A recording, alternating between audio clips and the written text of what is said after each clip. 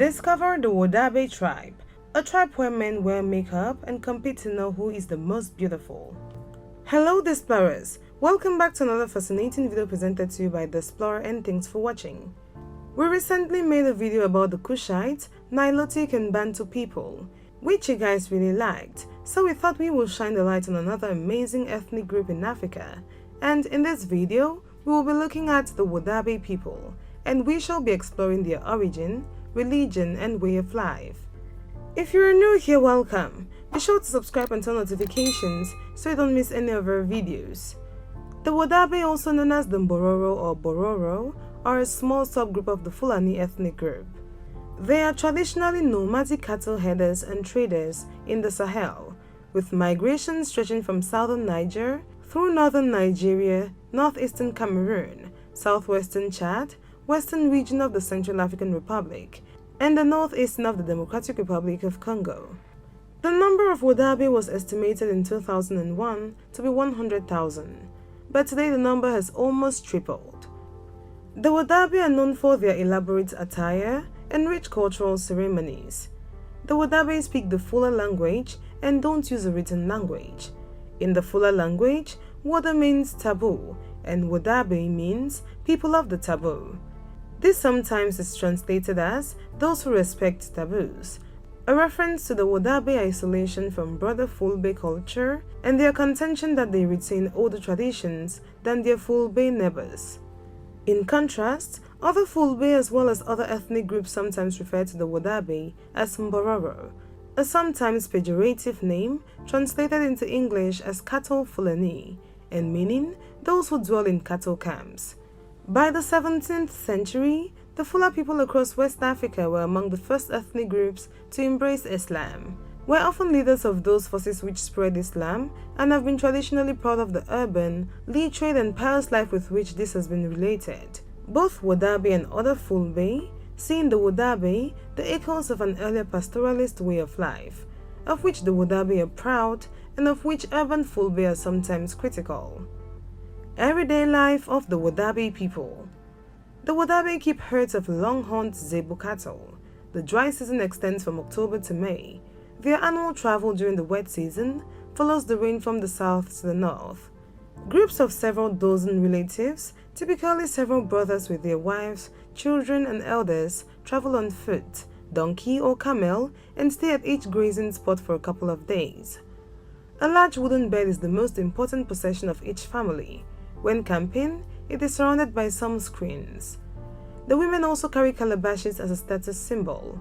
These calabashes are passed down through the generations and often provoke rivalry between women.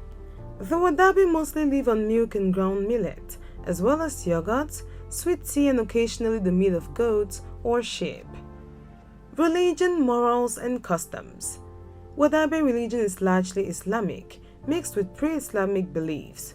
Although there are varying degrees of orthodoxy exhibited, most adhere to at least some of the basic requirements of the religion. Islam became a religion of importance among Wodaabe peoples during the 16th century, when the scholar Al-Magili preached the teachings of Muhammad to the elite of northern Nigeria. Al-Magili was responsible for converting the ruling classes among Hausa, Fulani and Tuareg peoples in the region. The code of behavior of the Wodaabe emphasizes reserve and modesty, semtindi, patience and fortitude, monial, care and forethought, hakilo, and loyalty, amana. They also place great emphasis on beauty and charm. Parents are not allowed to talk directly to their two firstborn children, who will often be cared for by their grandparents. During daylight, husband and wife cannot hold hands or speak in a personal manner with each other. The first marriage of any Wodaabe man or woman is usually arranged by their parents from a very young age. But the Wodaabe don't practice monogamy, and there is no shame in married men and women having lovers, though strict taboos dictate you may also have one marriage partner at a time. Although the Wodaabe are a patriarchal society, when it comes to sex, the women are in charge. Nowhere is this more clearly demonstrated than at the annual Gerewol fertility festival, which culminates in a beauty contest. The men compete and the women judge. Beauty ideal and the Gerewol festival. The Wodaabe are a good-looking bunch, and they are not modest about it either. There's none of your bashful British reserve here. In fact, the Wodaabe have been called the vainest people in the world. I'm not sure if vain is the right word, but it's true that a central part of Wodaabe culture is beauty.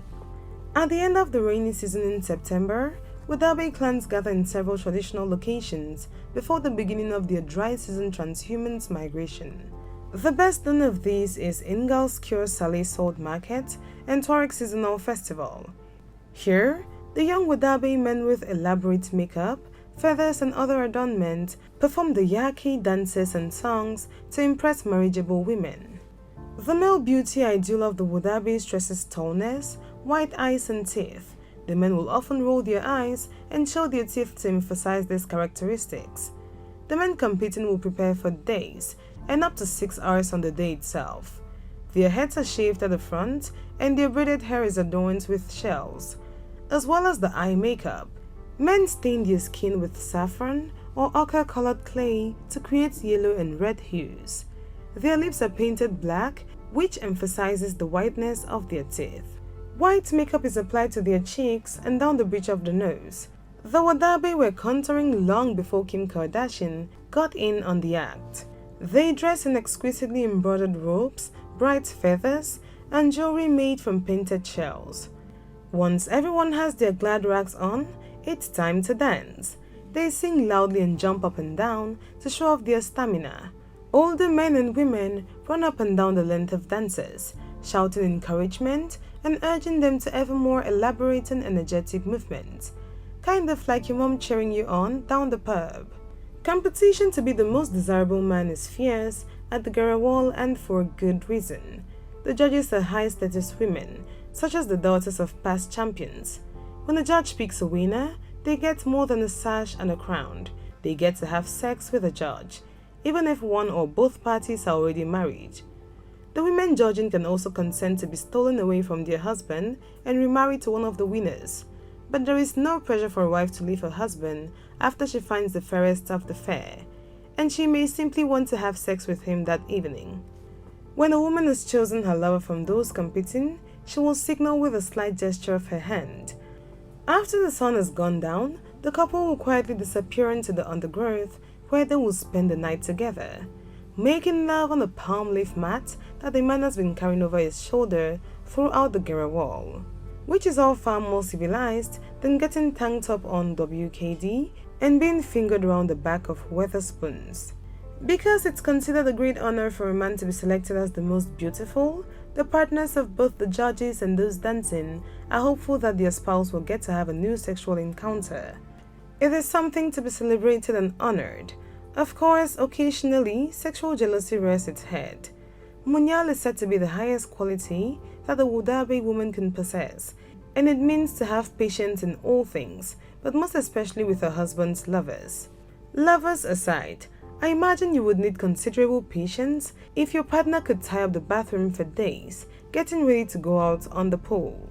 Perhaps you wouldn't feel too comfortable about encouraging your spouse to have sex with an extremely attractive lover at a festival. But for the Wodaabe, having multiple partners is a reflection of one's desirability. The confidence and pride in their appearance is rooted in the openness in which they view sex. There you have it, explorers. That was a great discovery of the Wodaabe people. Thanks for watching this video, and do not forget to subscribe and share with your friends. What are your thoughts on this particular subject? Let us know in the comment section.